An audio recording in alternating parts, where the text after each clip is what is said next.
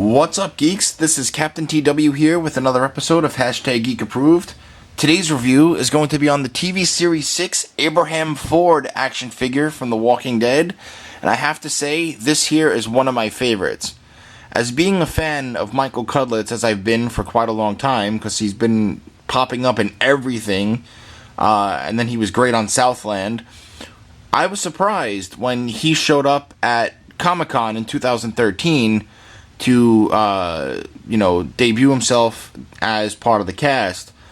I actually bumped into him at that Comic-Con when he had his mask on, but I thought he was just a regular, a regular guy at the con, like everybody else. So, being said, they made a figure, and I'm extremely happy. I'll show you. This is why. It is probably one of the most detailed faces that looks like anybody I've seen in a long time. McFarlane and his team did a hell of a job, sculpting this, and he really looks a lot like Michael Cudlitz. It's great. I love that they even gave the blood stain on the tank top, which is really cool. And he came with a decent amount of articulation and accessories. For his articulation, his head goes all the way around. He can look down. He can not really look up well, but that's fine. It's on a ball peg. But you get all the proper poses that you need with The Walking Dead. His arms go out about that much. He does have the ratchet joint elbows. His wrist does swivel. And there's also a little joint in there that kind of bends down as well. And there's this other joint here where the wrist swivels on the top as well. So you got a lot of arm movement, which is really cool. He does have a bit of waist articulation. It is a bit stuck. I don't recommend moving it all the way around because you do risk breaking these.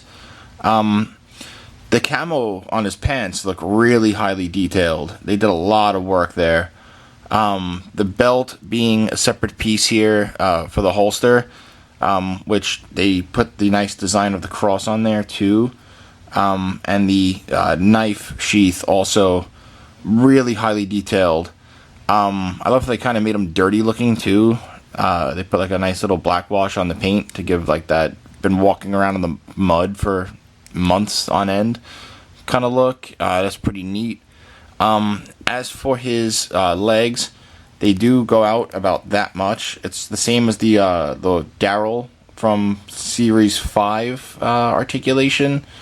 So you can kind of ride the bike too. He does have ratchet joint knees. They only go out about that much, so don't risk anything. Because again, the Walking Dead figures are fragile. And the top of the boot does rotate as well. I'm really digging this figure a lot. As for his accessories, they do give him the highly detailed machine gun that he uses. I forget which gun this is. Might be an M4. It is a military issue, so yeah, probably an M4. As for his handgun, he gives, I think it's a Beretta. That's what they usually use on the show. But anyway, again, it's a really highly detailed gun. And the knife, which is his knife from the show. I like the way it looks. It's pretty detailed, actually. All the accessories fit perfect in his hand. The knife does go, nice and snug, if I can get it in on camera. Okay, so it does go in pretty nice. I like to use the trigger finger for the guns.